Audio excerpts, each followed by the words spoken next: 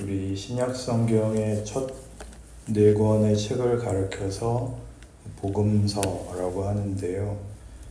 복음서들을 보시면 그 공통된 중요한 두 가지의 주제가 있습니다. 하나는 예수님께서 하나님의 나라를 선포하시고 그 나라의 실체를 보이시는 사건입니다.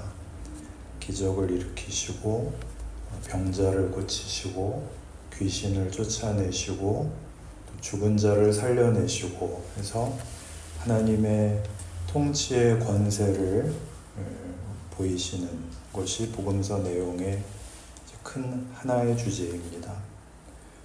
그리고 또 하나의 주제는 어느 복음서나 이제 후반부로 가면 이제 그 권세를 가지신 예수님께서 죽으셔야 된다 하는 것입니다.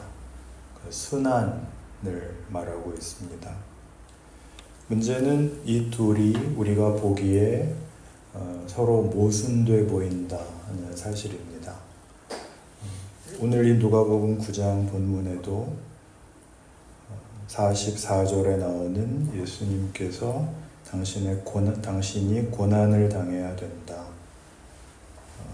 죽어야 된다 라고 하는 순환을 예고하시는 말씀을 하시는데 이 말씀이 이 앞에 있는 귀신 들린 어린아이를 고쳐내는, 귀신을 쫓아내는 사건이 이 앞에 나오거든요. 바로 대립되어 보입니다. 모순돼 보입니다.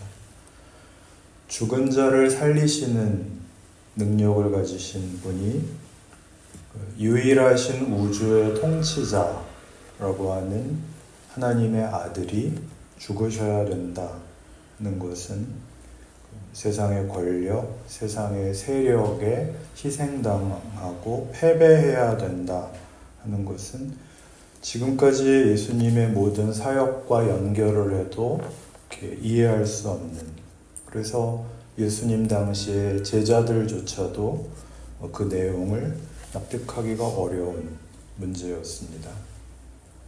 그래서 바로 여기에서 이제 누가복음을 쓴 누가가 이 누가복음을 기록하면서 이 책은 이제 데오빌로 각하에게 보내는 편지라고 했잖아요.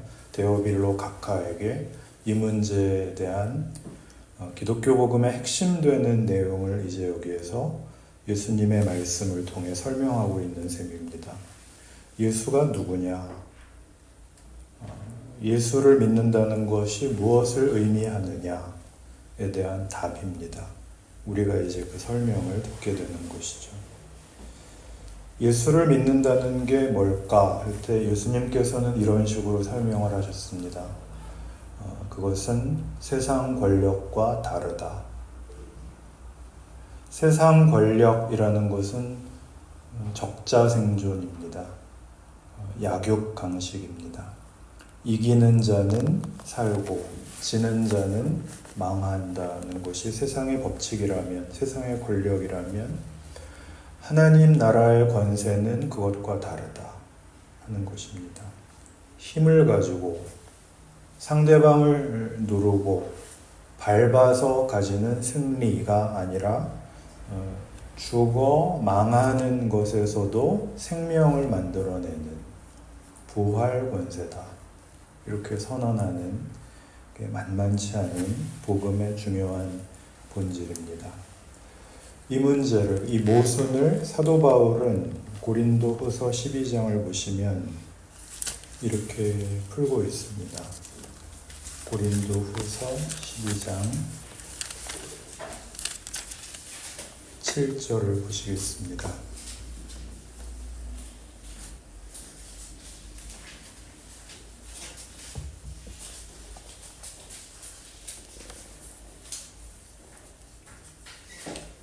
(7절부터) (10절까지를) 한번 같이 읽겠습니다. 시작. 여러 계시를 받은 것이 지극히 크므로 너무 자만하지 않게 하시려고 내 육체의 가시 곧 사탄의 사자를 주셨으니 이는 나를 쳐서 너무 자만하지 않게 하려 하심이라. 이것이 내게서 떠나가게 하기 위하여 내가 3번 주께 간구하였더니 나에게 이르기를 내 은혜가 내게 족하도다. 이는 내 능력이 약한 데서 온전하여짐이라 하신지라.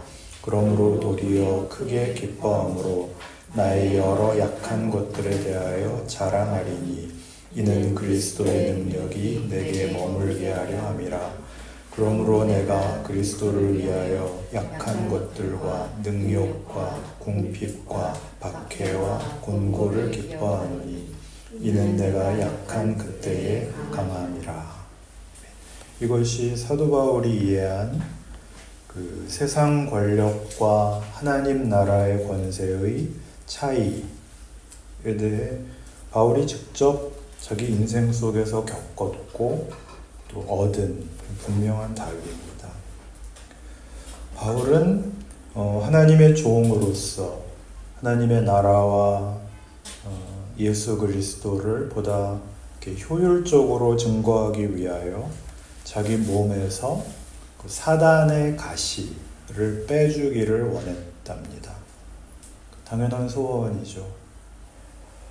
전승에 의하면 바울은 복음을 전한다는 사람이 설교를 하다가 거품을 물고 쓰러지고 신약 성경의 3분의 2를 썼다면서 그 눈에 너무나 큰 장애가 있어서 글 한 줄을 쓰려면 꼭 대필자를 구해야 됐다고 하는데 이건 여간 불편한 일이 아니죠. 그러니 하나님 좀 어떻게 해주십시오. 주님께 간구했다는 것이죠. 이기심 때문에 나온 무슨 소원도 아니고 공명심 때문에 나온 기도도 아니라 복음을 위하여 하나님의 나라를 위하여 하나님을 위하여 그리하는 신앙적 헌신의 기도입니다. 누가 무슨 매부리 코를 고쳐달라고 그랬습니까? 탈모를 고쳐달라고 그랬습니까? 그럼에도 불구하고 예수님께서 거절하십니다. 네가 더 가져서 더 능력이 있어서 나에게 도움이 되는 것은 아니다 라고 답하시는 겁니다. 굉장히 실망스럽죠. 우리는 예수를 믿으면 더 분명하게 신자다워지는 것.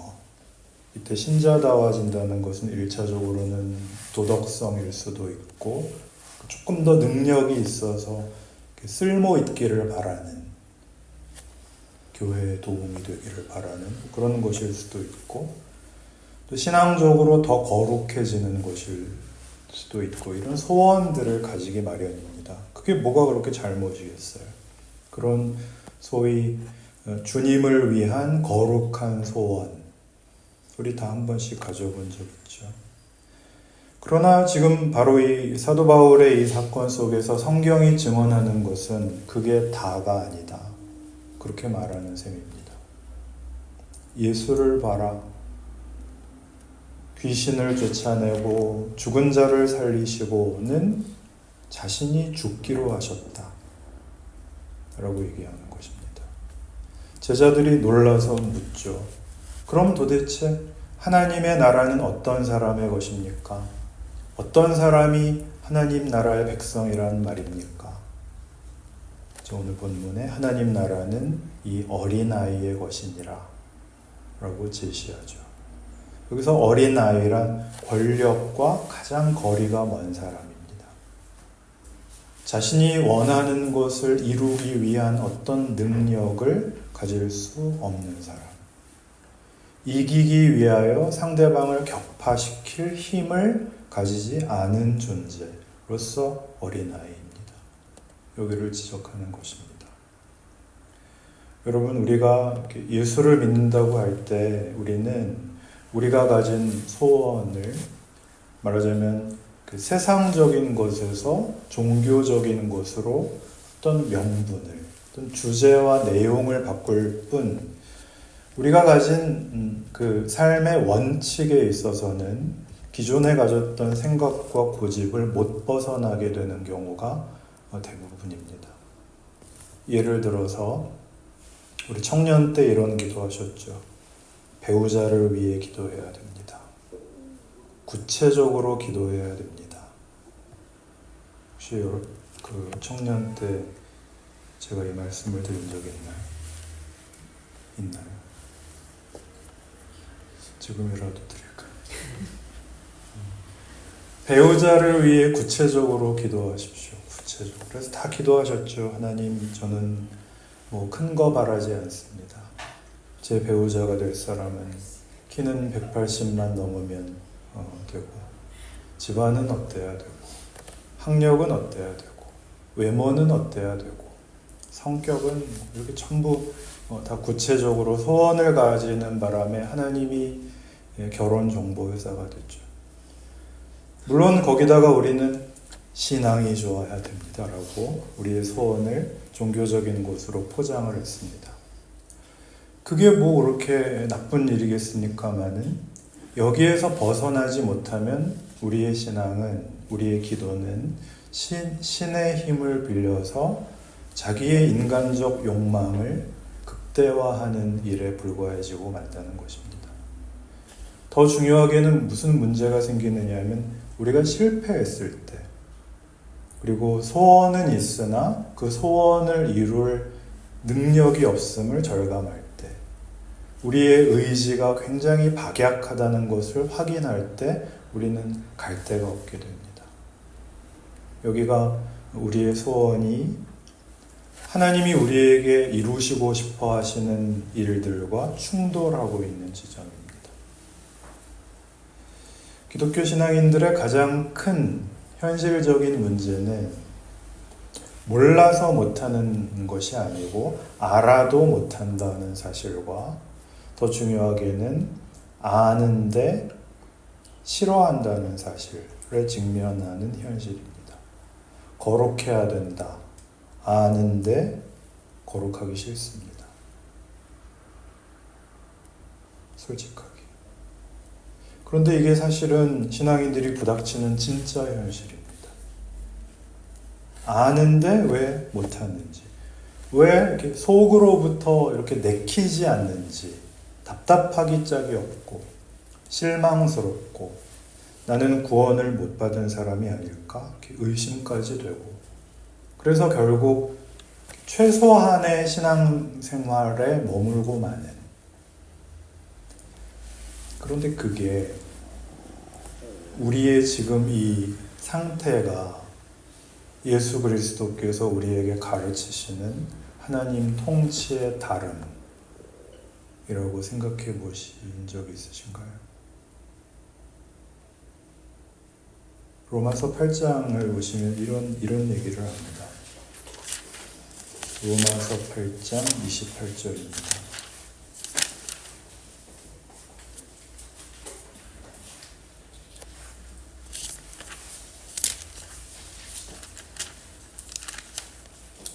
같이 한번 읽죠. 로마서 8장 28절 시작.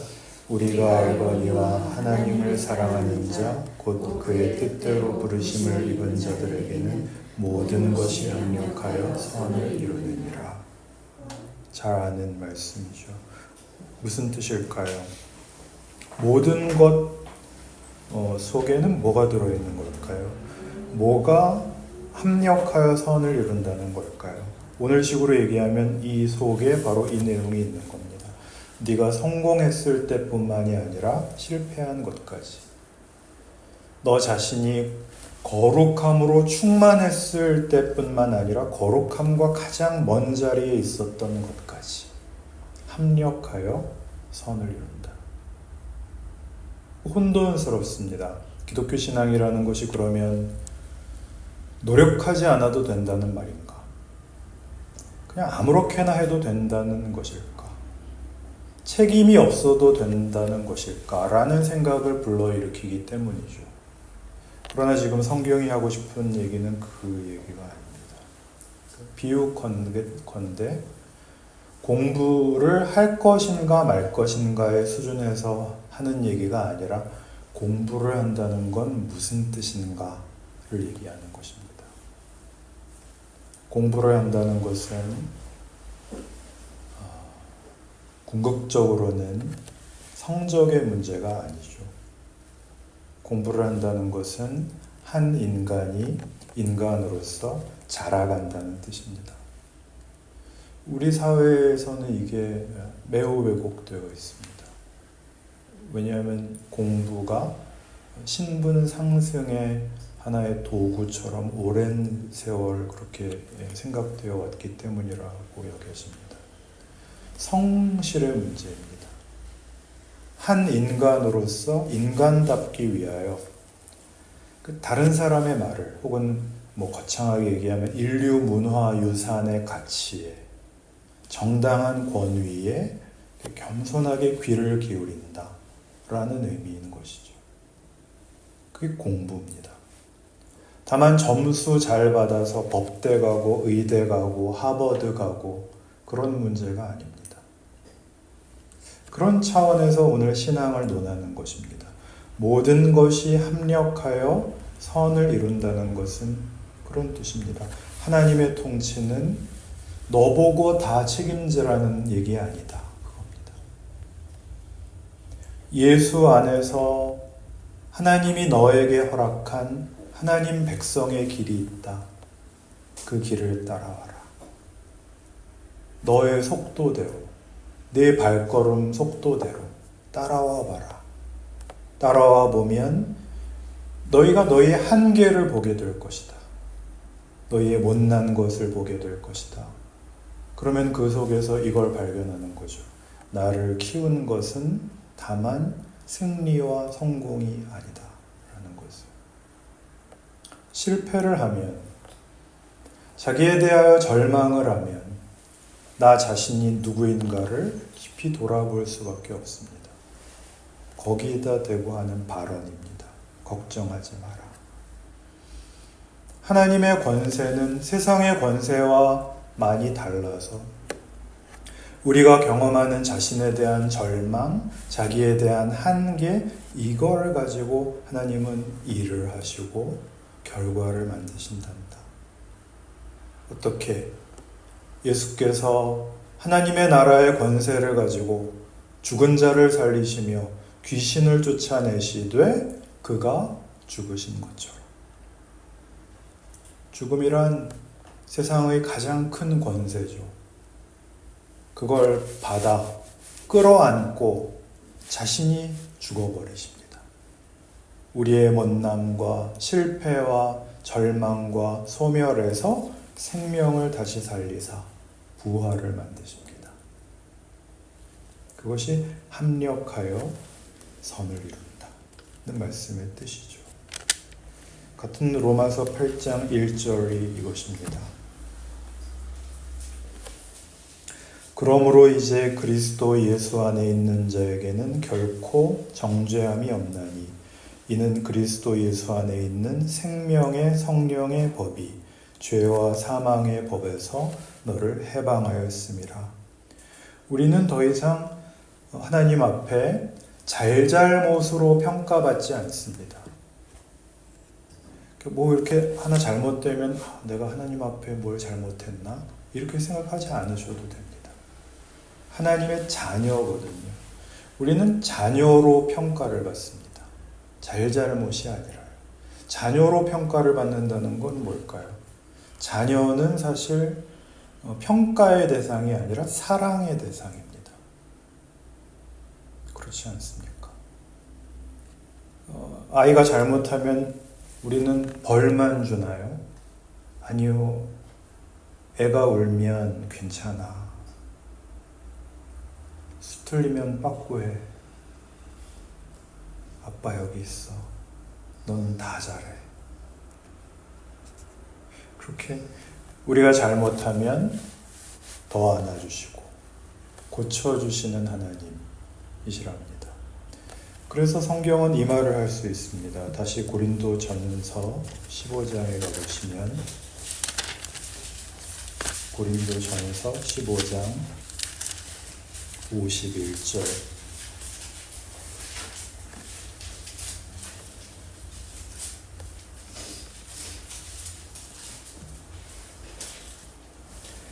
보라, 내가 너희에게 비밀을 말하노니 우리가 다 잠잘 것이 아니요 마지막 나팔에 순식간에 홀연히 다 변화되리니 나팔 소리가 나매 죽은 자들이 썩지 아니할 것으로 다시 살아나고 우리도 변화되리라. 이 썩을 것이 반드시 썩지 아니할 것을 입겠고 이 죽을 것이 죽지 아니함을 입으리로다. 이 썩을 것이 썩지 아니함을 입고 이 죽을 것이 죽지 아니함을 입을 때에는 사망을 삼키고 이기리라고 기록된 말씀이 이루어지리라. 사망아 너의 승리가 어디 있느냐? 사망아 내가 쏘는 것이 어디 있느냐? 사망이 쏘는 것은 죄요 죄의 권능은 율법이라. 우리 주 예수 그리스도로 말미암아 우리에게 승리를 주시는 하나님께 감사하노니 그러므로 내 사랑하는 형제들아 견실하며 흔들리지 말고 항상 주의 일에 더욱 힘쓰는 자들이 되라. 이는 너희 수고가 주 안에서 헛되지 않은 줄 알미라. 사망이 쏘는 것은 죄랍니다.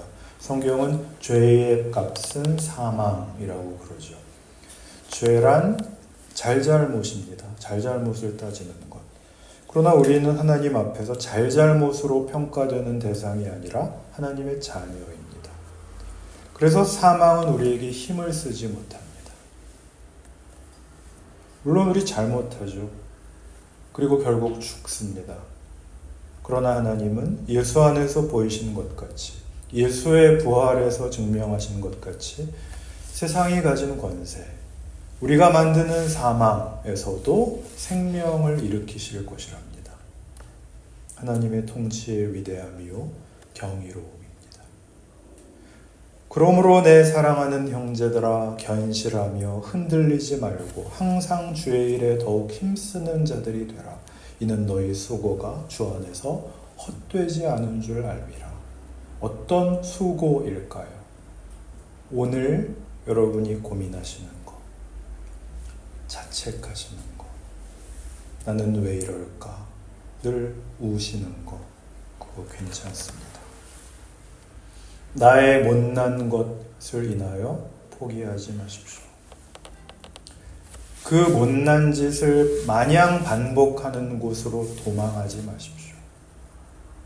하나님이 사망에서 생명을 만든다라는 것을 믿고 버티십시오. 이것까지 합력하여 선을 이루며 내가 약할 때 하나님은 강하시다 라는 성경의 약속을 기억하십시오. 세상은 무섭습니다. 원인과 결과의 법칙으로 우리를 몰아댑니다. 네가 오늘 그 환경과 조건 속에 있는 이유는 네가 무능하기 때문이야 라고 세상은 우리를 공격하죠. 더 비정해져라, 더 무서워져라, 더 준비해라, 더 악착스러워라. 우린 지쳐서 이렇게 답을 하죠. 못하겠다. 난 세상도 못 살겠고 신앙생활도 못 해먹겠다. 그걸 다 감싸 안아 하나님께서 여러분에게 영광된 결과를 만드십니다. 그러니 버티셔야 됩니다. 버티는 게 은혜라고 어느 훌륭한 분이 그러셨습니다. 울고 돌아오시고 한숨 쉬고 일어나시고 망신을 감당하시고 예수 믿는 것들 말이야 그러면 뭐라 그랬어 그러지 마시고 미안하다 그러시고 불안과 공포를 견디십시오. 그리하면 하나님께서 예수 안에서 이루신 부활 생명으로 우리의 생애와 우리의 운명을 영광된 승리로 이끌어 가시며 우리의 한계와 우리의 못난 것을 예수 그리스도 안에 은혜로 채우신답니다. 우리가 지금껏 살면서 바라고 소원했던 것들이 하나도 빠짐없이 다 이루어졌다면 지금 여러분은 어디에 계실까요? 바라는 대로 이루어지고 기도한 대로 만사 형통하셨다면 여러분은 여러분이 하신 것으로만 채워지셨을 것입니다. 그러나 여러분의 실패와 여러분의 한숨은 여러분을 비우고 예수 안에 있는 하나님의 은혜로 여러분을 채우는 그런 공간이 될 것입니다. 그래서 하는 말입니다. 내 은혜가 내게 족하도다. 이는 내 능력이 약한 데서 온전하여짐이라. 얼마나 감사한 말씀인가요? 이 은혜와 약속을 기억하셔서 여러분의 인생을 믿음으로 버텨내시는 그런 큰 은혜가 있기를 바랍니다. 기도합시다.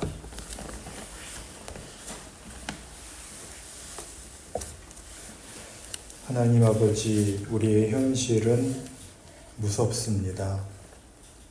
세상은 우리에게 주먹을 쥐라 하고 눈을 부릅뜨라고 요구합니다. 그리고는 결국 상대방도 죽이고 나도 죽는 자리로 끌고 가고 있습니다. 여기에는 영혼의 답이 없습니다. 주님의 말씀을 지키는 것은 더욱더 어렵습니다. 우리는 거룩할 능력이 없고 그럴 진실함이 부족합니다. 우리는 늘 넘어질 수밖에 없는 한계를 직면합니다. 그러나 예수 안에 있는 통치는 그것보다 큽니다.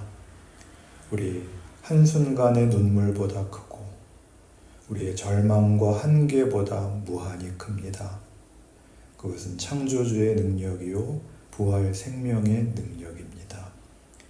그리로 부름을 받았으니 하나님의 통치 아래 있는 자녀의 힘으로 인생을 살고 버티고 감싸 안고 자랑하는 복도 주옵소서. 예수님의 이름으로 기도합니다. 아멘.